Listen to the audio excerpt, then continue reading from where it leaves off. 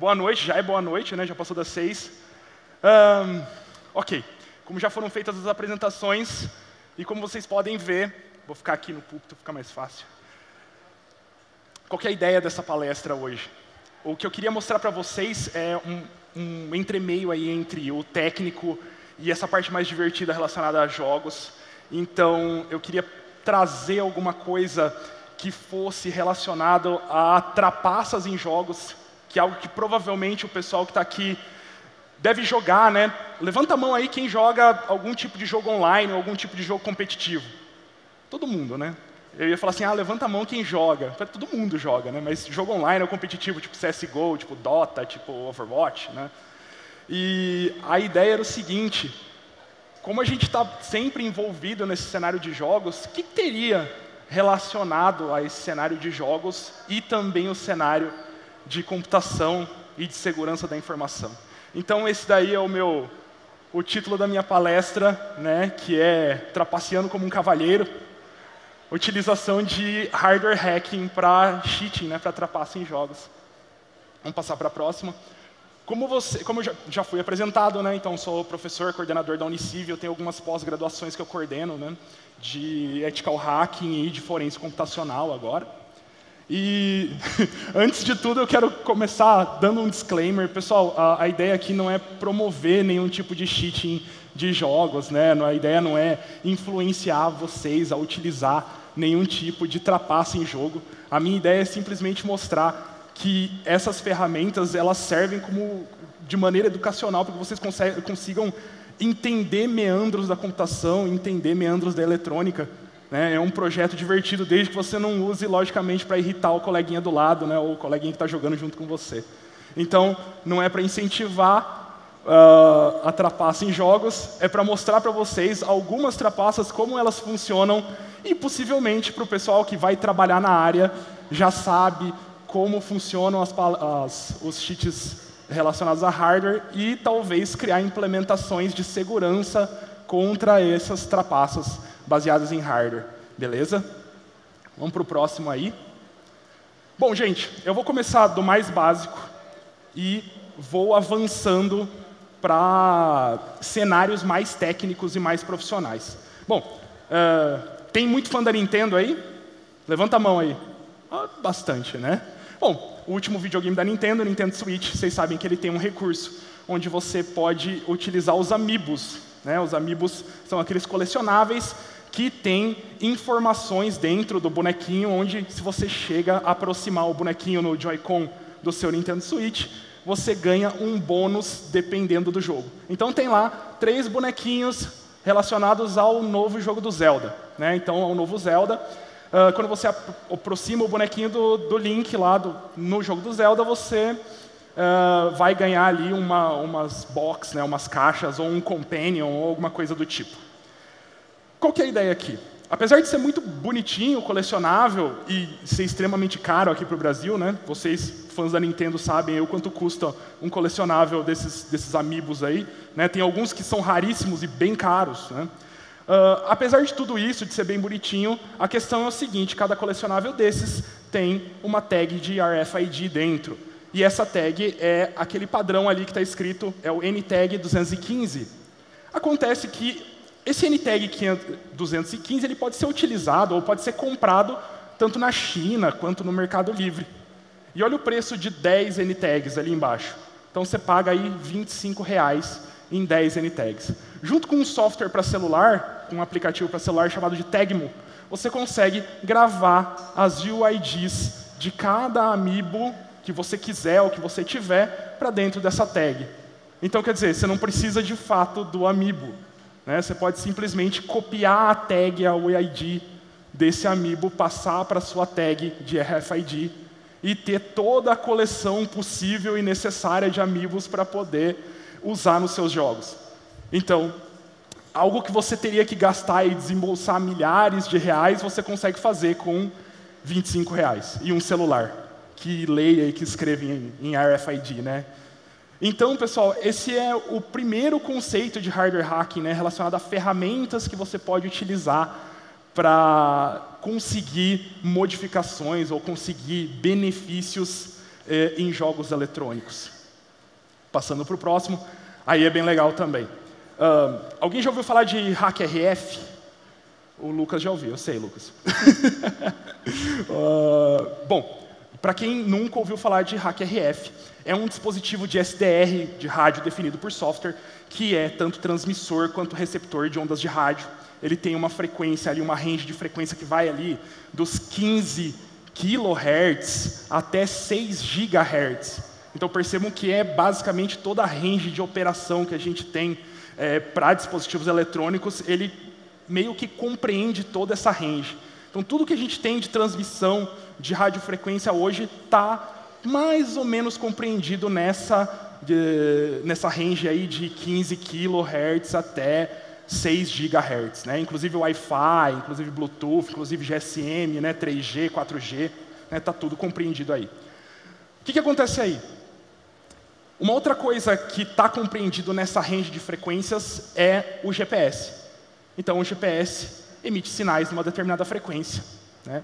O celular de vocês vai captar a frequência do GPS e a partir daí vai situar vocês no mundo, no espaço, né?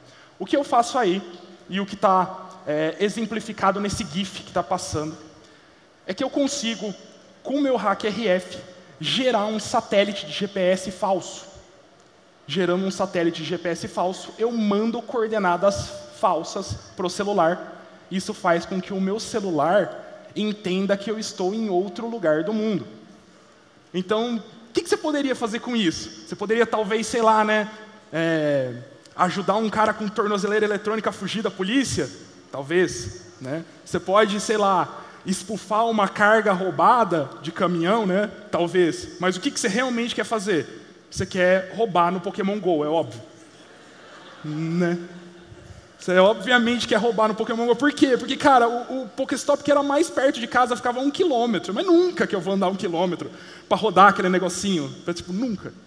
Então, por aí vocês percebam que eu consigo me teletransportar para os Pokéstops, né, para onde eu gostaria de estar e, né, rodar lá o Pokéstop e conseguir os benefícios. Então, gente, percebam, por esse GIF que vocês estão vendo, ele fez ali, o criador desse vídeo, ele fez uma gaiola de Faraday para isolar, né, as ondas eletromagnéticas externas, colocou o HackRF dentro dessa gaiola e colocou o celular dentro também. Então isso garante, né, que o celular receba o sinal de GPS proveniente do HackRF. Interessante, né? Tinha que ser usado para cheatar Pokémon GO, é óbvio. Bom, para o próximo. Esse aqui eu confesso que é antigo. Tem muita gente que não conhece, apesar de ser bem antigo. E, me perdoem a palavra, mas é de uma filha da putagem incrível. Isso é chamado de lag switch. Alguém já ouviu falar? Uma pessoa, 2 pessoas. Não é tão comum, umas 4 pessoas. Não é tão comum esse lance de lag switch. Mas vocês já estavam... Imagine a situação aí. Vocês já se depararam com uma situação onde vocês estavam jogando online e de repente o teu inimigo, que estava normal, não tinha lag nenhum, começou a ter muito lag e começou a te matar por conta do lag. Ou começou a teletransportar na sua frente por conta do lag. Por exemplo, CSGO. Né? Vocês sabem que o lag no CSGO, se o cara quer atravessar de um lado para o outro e ele está dando lag, ele parece a Samara do chamado, né? Que ele vai teletransportando para tudo quanto é lado, você não consegue acertar o infeliz. A ideia aqui é justamente essa. Você pega um cabo, um cabo Ethernet, ele tem alguns pares trançados nesse cabo, e em um dos pares trançados do cabo, você coloca um switch, né, um interruptor.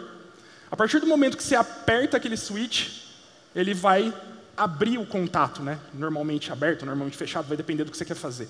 Mas ele vai abrir o contato desse par trançado e vai começar a dar problemas de comunicação. Então você consegue controlar o lag. Olha a engenhosidade do negócio. Não só para computadores, você consegue fazer isso para console. Então imagina lá, você está jogando seu Street Fighter online, seu Mortal Kombat, seu Dragon Ball online, e você percebe que o cara está perdendo e de repente começa a dar lag, o cara começa a encaixar um monte de combo, começa a te matar, e você não sabe o que está acontecendo. Pode ser esse tipo de trapaça, né? Então, aí a gente tem uma ideia de como funciona o leg switch no CSGO. O cara ativa o leg switch para atirar e depois ele solta. Ele está usando aquele dispositivo ali no pé, né? Então ele aperta com o pé, cria o lag, atravessa para onde ele quer, atira e solta, o lag volta ao normal. O que acontece? Para a sua máquina vai estar comum, mas o servidor ele não vai conseguir sincronizar direito as suas ações.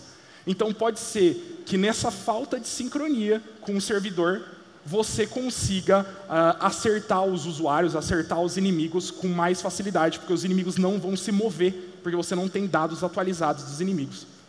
Então, observem, né? Dá para fazer isso tanto para consoles, quanto para PCs, qualquer coisa que utiliza um cabo Ethernet, né? Qualquer coisa que se utiliza de internet cabeada, você conseguiria fazer isso. Existem softwares também, onde você consegue emular essas falhas, mas aí já seriam softwares instalados, né? Seriam aplicativos instalados. Nesse caso, a parte interessante é que você está utilizando um hardware, não tem nada instalado no seu PC, não tem nada instalado no seu console, que não seria possível, né? Na maioria das vezes você instala algo num console.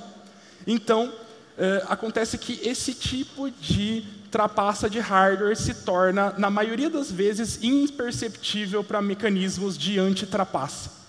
É claro que não 100% dos casos, existe o fator humano também, existe a questão de report humano, né, de você reportar de maneira manual os usuários que estão usando esse tipo de trapaça, mas, levando em consideração um algoritmo que reconheça trapaças, quando você usa trapaças relacionadas a hardware, a chance de você ser banido por isso é menor do que se você estivesse utilizando um software que gera uma assinatura, né, que você consegue gerar uma assinatura, que você consegue delinear bem no seu computador.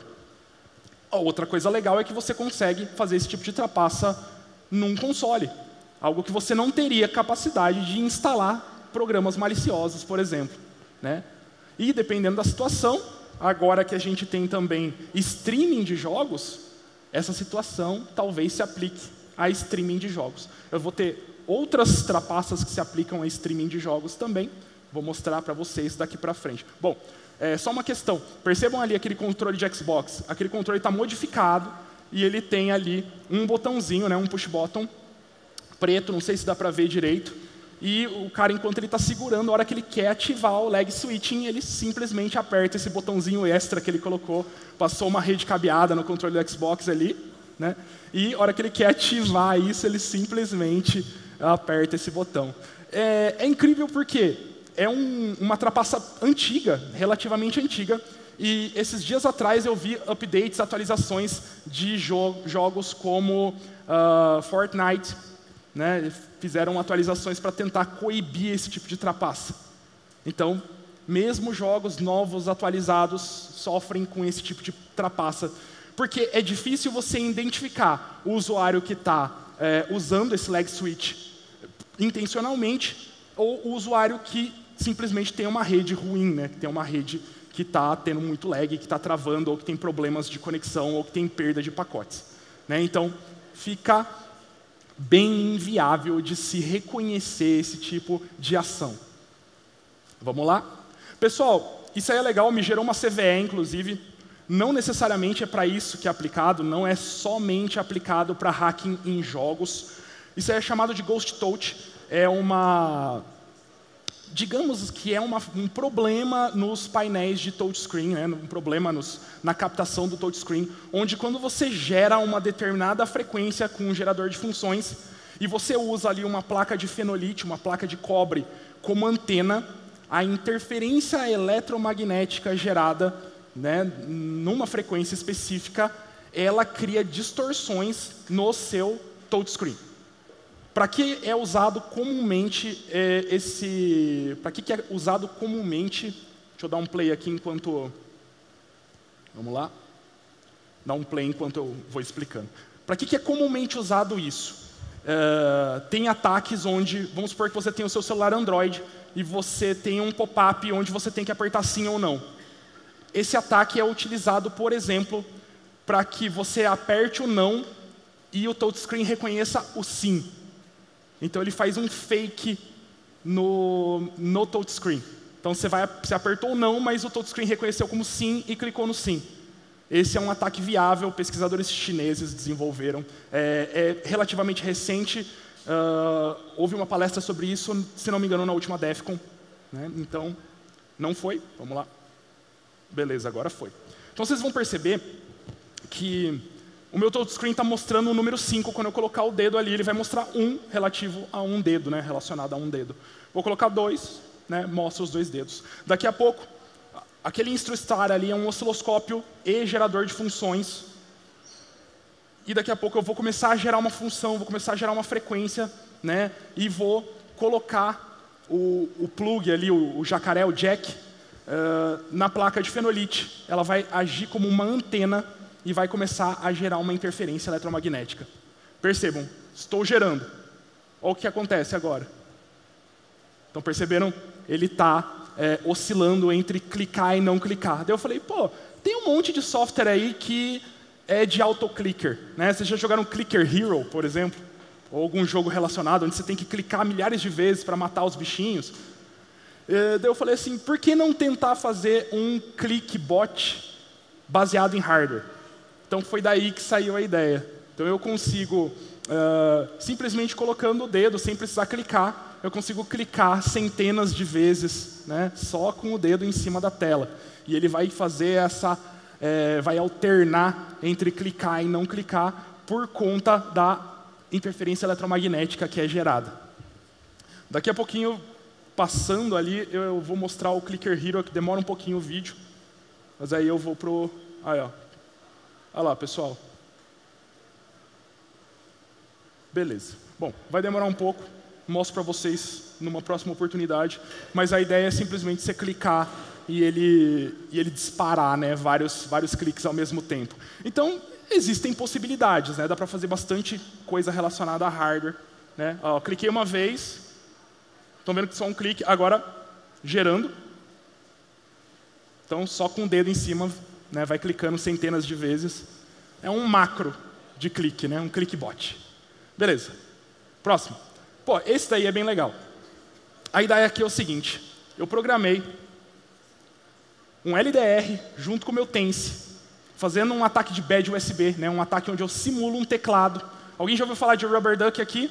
Já, né? Rubber Duck, o que ele faz? Faz um ataque de bad USB, onde ele simula o teclado. Né? Só que o que eu fiz? Eu falei assim, bom, eu posso pegar um sensor de luminosidade. Eu sei que o sensor de luminosidade ele varia diferente, com cores diferentes, ele apresenta resistências diferentes. Então eu conseguia identificar a cor do azul, né, o azul como cor, numa determinada resistência do meu LDR, e a cor do marrom como outra determinada resistência. Então eu falei para o meu Tense que se ele identificar a cor marrom, é para ele apertar o botão da direita. Se ele não identificar nada, ele sempre volta para a esquerda. Então percebam que a partir daí eu consegui fazer um macro onde ele joga o Timberman sozinho. Né? Ele consegue ali alternar entre um lado e o outro do joguinho, simplesmente sabendo que ali tem uma resistência diferente entre a cor azul e a cor marrom. Né? Vocês perceberam? É técnico, mas dá para compreender o conceito por trás. Né? Esse Tense, essa plataforma de prototipagem, ela é o pai do Rubber Duck. Eles utilizaram o Tense, essa versão do Tense, para desenvolver o Rubber Duck. Então, as bibliotecas que existem no Rubber Duck são legadas do Tense. Né? A maioria delas, é lógico que foi desenvolvido, foi mais user-friendly, mas você consegue fazer qualquer coisa que você faz com o Rubber Duck, você consegue fazer com o Tense. Próximo slide. Mais ou menos a mesma ideia, só que agora para fazer um trigger bot para o CSGO. O primeiro vídeo, eu usei um sensor de cor que não ficou muito legal, não muito certo, mas a minha ideia era utilizar um sensor de cor e que esse sensor identificasse a cor da roupa do CT ou do terrorista e disparasse a partir do momento que ele identificasse a cor de roupa do terrorista ou do contra-terrorista. Funciona, percebam, só que não tem assim a eficiência que eu gostaria. Não sei se porque eu tive pouco tempo para mexer com esse módulo, né, com esse sensor de luminosidade, esse sensor de cor, né, porque esse sensor ele identifica cores, né? 3 cores do espectro.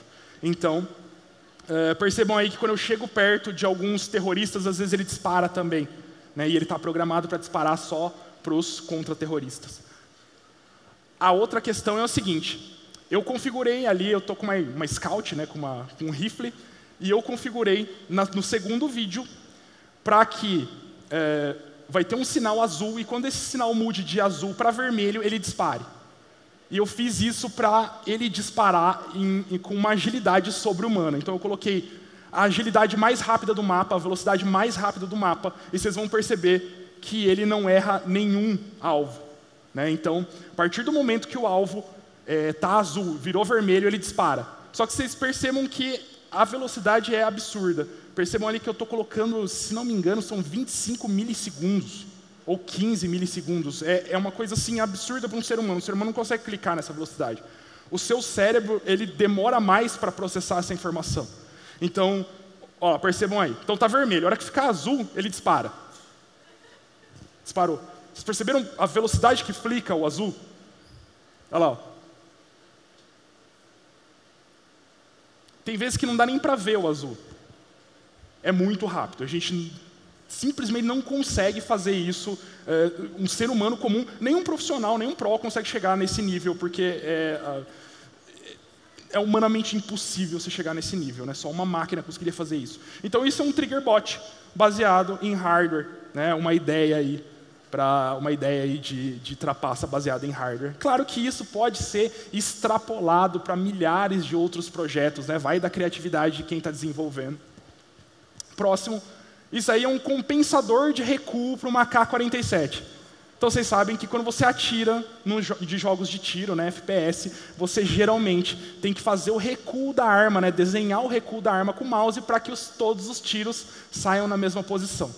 Esse aí é o recuo da AK-47, do CSGO. E o que eu estou utilizando? Eu estou utilizando um DigiSpark, que é parecido com um Arduino, para que enquanto ele dispare o mouse, ele desenhe o recuo mais ou menos parecido, o recuo necessário para que todas as balas da AK-47 acertem o mesmo local. Então, ele está simulando aí as habilidades, as skills de um cara profissional no CSGO. Vocês vão perceber que esse é o spray normal da AK-47. Agora eu vou mostrar o spray com o hardware. Claro que assim, pessoal, eu fui meio preguiçoso aí, eu não desenhei exatamente tudo certinho, mas vocês vão perceber que dá uma boa diferença. Olha lá. Ó. Né? Então dá uma diferença no spray. Isso pode ser utilizado junto com um mouse. Você pode criar um mouse, colocar um botãozinho lá, ou simplesmente soldar 2 fiozinhos lá no seu clique do mouse e utilizar um Arduino dentro do mouse para gerar esses padrões para todas as armas. Dá um pouco de trabalho para desenvolver, mas você tem funções de XY, né, de mouse dentro do Tense ou dentro do Arduino, que é possível você colocar tanto posição absoluta quanto posição relativa do mouse na tela. Então, mais uma questão. Beleza, vamos partir para alguma coisa mais profissional. Eu estou falando de projetos que eu desenvolvi, de provas de conceito, até agora são só provas de conceito, nada muito profissional. Vamos partir para alguma coisa mais profissional agora. Pessoal, isso aí chama TrueFire Mod Chip, é vendido na China, você consegue encontrar na China. E a ideia desse mod chip é que você coloca ele dentro do seu controle de PlayStation 4.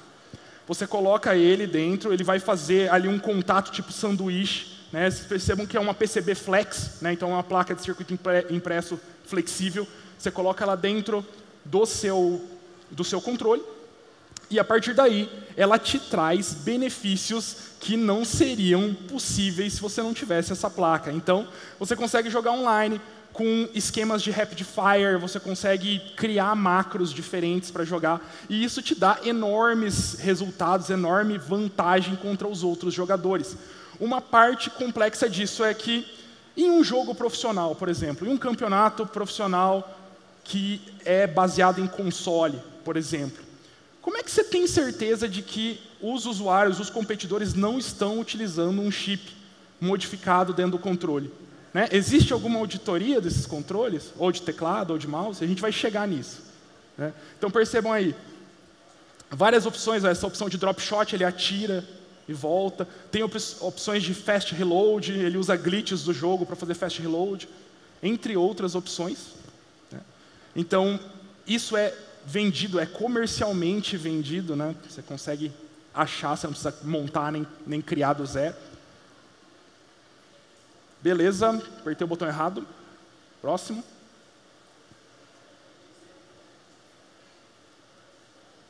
Ok. Aí, novamente, a gente volta para a questão do Rubber Duck. Vocês já ouviram falar de mouse hack? Que o cara espeta o mouse, e daí o mouse cria o cheat, desenvolve o cheat, e você consegue jogar. Alguém já ouviu falar isso aí? É. Bastante gente. O pessoal do cenário de CSGO já ouviu muito, inclusive já ouviu que muitos profissionais utilizam isso no cenário competitivo, né? Essa ideia é o seguinte: você tem uma espécie de um Rubber Duck instalado dentro do seu mouse. E esse Rubber Duck, quando você espeta, ele ou baixa o seu aimbot, né, ou baixa um cheat, ou ele mesmo codifica esse cheat e salva numa pasta temp, né, numa pasta temporária do Windows. Então, ali, toda vez que você plugar o seu mouse, nesse caso, toda vez que o cara pluga o mouse dele, ele vai criar um cheat, né, habilitar um cheat de wallhack. Percebam que ele até minimiza o CS, dá um pop-up na tela ali, ele escreve alguma coisa bem rápido, e daí ele volta para o CS, e você pode ver que a silhueta dos inimigos estão na tela, né? Então, é um cheat de wallhack. Bom, isso dá para fazer, né? Dá para você simplesmente abrir um mouse e comprar um Arduino ou comprar um DigiSpark ou qualquer coisa baratinha e fazer essa programação, né? Mas, e se a gente tiver algo um pouco mais avançado? Vamos supor que tem uma auditoria de hardware e você não quer mostrar nenhum vestígio que você talvez tenha algum implante, né, algum hardware implantado dentro dos seus periféricos. O que você pode fazer? Esses pesquisadores que apresentaram essa palestra na DEF CON do ano passado também, o título da palestra é, se eu não me engano, If You Have a Microcontroller, né? If Your Mouse Has a Microcontroller, o título da palestra, é onde eles mostram o seguinte: eles fazem o dump do firmware desse mouse, modificam o firmware do mouse, né? Desviam o fluxo de execução desse firmware, criam um malware dentro desse fluxo de execução e retornam ao fluxo de execução do firmware. Então, quando você pluga o mouse funciona normalmente, ele injeta esse malware, né? Ele vai lá, age como um dispositivo malicioso, injeta esse malware, depois volta o fluxo de execução do mouse novamente. Então, você não tem modificação nenhuma no hardware do mouse, só tem modificação no firmware do mouse. Então, deu um trabalho, assim, você vê a pesquisa dos caras, realmente deu um trabalho grande, porque você precisa extrair o firmware, precisa modificar, tem que ver fluxo, é ARM, né, não é qualquer pessoa que manja de assembly para ARM, né, hoje em dia, então não é algo tão comum. O problema grande dessas arquiteturas é que microcontroladores, cada um tem uma arquitetura diferente, então você tem PIX, tem AVR, você tem lá, tem Silica, né, você tem, enfim, MIPS, e daí, para cada um, né, para cada arquitetura, tem um assembly diferente. Então, é meio complicado, baixo nível em microcontroladores. Cara, esse daí é o suprassumo do hardware hacking. Nesse caso, e isso é matar um mosquito com uma bazuca, com certeza. Porque, nesse caso, ele usa uma FPGA que tem acesso pelo PCI Express. Então, é uma FPGA, uma Field Programmable Gate Array, né, uma placa para desenvolvimento em campo. FPGA é um negócio, cara, de outro mundo, na verdade. Assim, quem está acostumado com programação, o pessoal de ciência da computação pena muito se está acostumado com a programação, né, com os paradigmas de programação comuns, e vai ter que migrar para uma FPGA, começar a programar em Verilog, ou pior ainda, em VHDL. O cara sofre porque a lógica, o paradigma é completamente diferente. Você tem que sintetizar hardware, não é lógica de programação comum. Então, a ideia aí é um software chamado de PCI Lite, onde você consegue fazer acesso direto à memória pelo PCI Express. Então, esse hardware faz com que... Hardware tem trust relation dentro do computador. Então, você tem um endereço de memória que o hardware consegue acessar e você, como usuário, não vai conseguir acessar. São endereços, né, privados de memória. Nesse caso, você consegue acessar. porque você está utilizando um hardware malicioso para acessar esses endereços de memória. Né? Então, o que ele faz ali? Ele usa esse hardware malicioso espetado no computador, né, atachado na placa-mãe, e a partir dali ele cria, nesse caso específico, ele cria ali uma tela onde mostra todos os inimigos no mapa. Só que como isso é baseado em hardware, isso não está sendo computado dentro do computador, dentro do PC. Então, em teoria, um sistema de anti-cheat não consegue saber que tem qualquer tipo de trapaça ali. Porque você tem um hardware externo que está capturando informações, pedindo informações de endereço de memória, como se fosse uma placa de vídeo com funções maliciosas, através do PCI Express. Claro que isso não é tão comum de se fazer. A placa específica para isso são algumas placas apenas, e elas são caras e difíceis de se conseguir aqui no Brasil. O desenvolvimento é difícil de se fazer também, precisa de uma grande especialização para isso. E esse conceito foi desenvolvido, se não me engano, pelo Ulf Frisk. Depois dei uma procurada, o cara tem uma pesquisa sensacional na área de DMA, né, de ataques relacionados a acesso direto à memória. E claro que ele usa isso, obviamente, para fins de red teaming e não para cheating de jogos, mas está aí uma utilização diferenciada dessa plataforma. Vamos lá.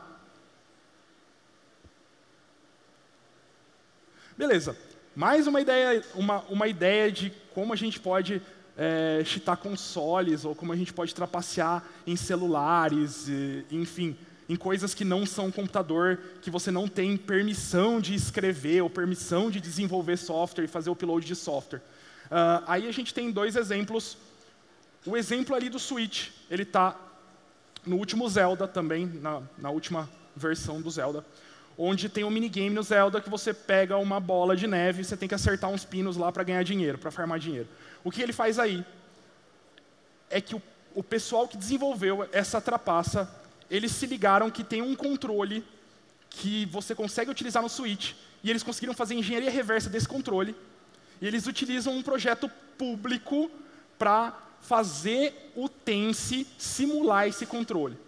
Então você consegue fazer o Tense fingir que é esse controle e criar comandos repetitivos com esse microcontrolador, né, com o Tense. A partir daí, você consegue deixar o seu Switch ali fazendo um minigame e ganhando dinheirinho para você de maneira indeterminada. Outra coisa que você pode fazer é utilizar servomotores ou alguma coisa que sirva. Ou, por exemplo, tem servomotores, tem algum tipo de pistão pneumático também, para que você consiga clicar nos botões e não precise fazer soldas, não precise ser invasivo nessa questão.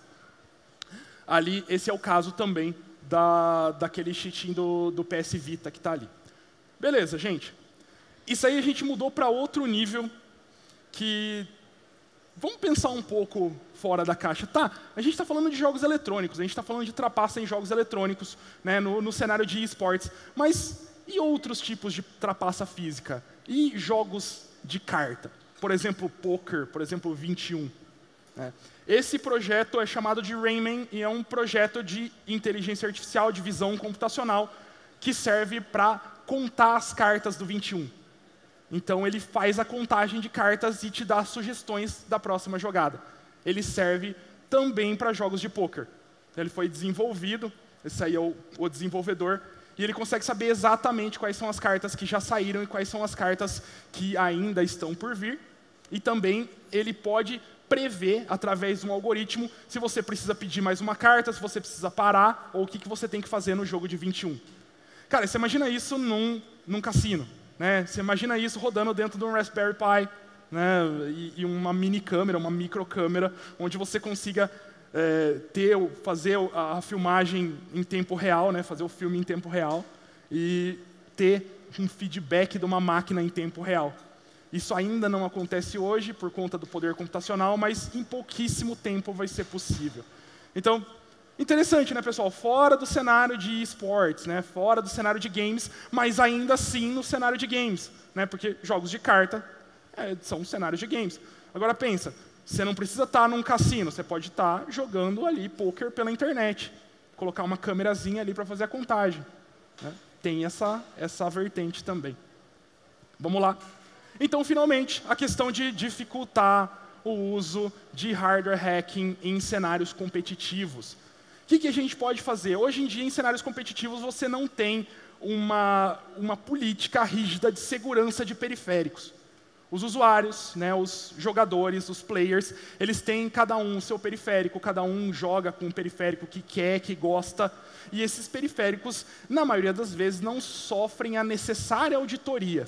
Então, ninguém abre o periférico para ver se não tem um implante, ninguém faz auditoria do firmware desse periférico. Então, pode muito bem existir alguma modificação em firmware desses periféricos. E a gente, lembrando aí que nós estamos falando de prêmios na casa de milhões de dólares. Né? Dota, CS, entre outros jogos, dão prêmios na casa de milhões de dólares para os ganhadores. Então, para mim, é um investimento pequeno em segurança, se você for levar em consideração esse tipo de prêmio.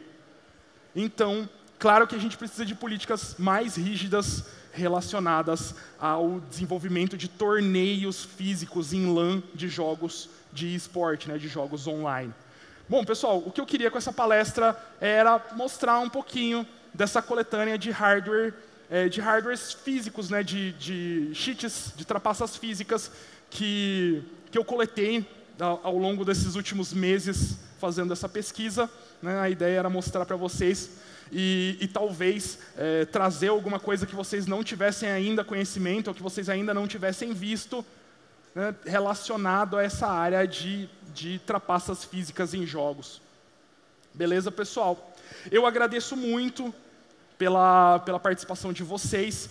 Tem o meu Instagram ali, quem quiser me seguir, eu sempre posto coisa relacionada, né, relacionada a hardware, relacionada enfim, né, tudo que é relacionado à segurança ofensiva, baseado em hardware, a Red Teaming, e entre outras coisas, eu posto no meu Instagram. Quem quiser seguir, tá aí o QR Code para vocês. Beleza, pessoal? Bom, é isso. Por enquanto é só. E muito obrigado.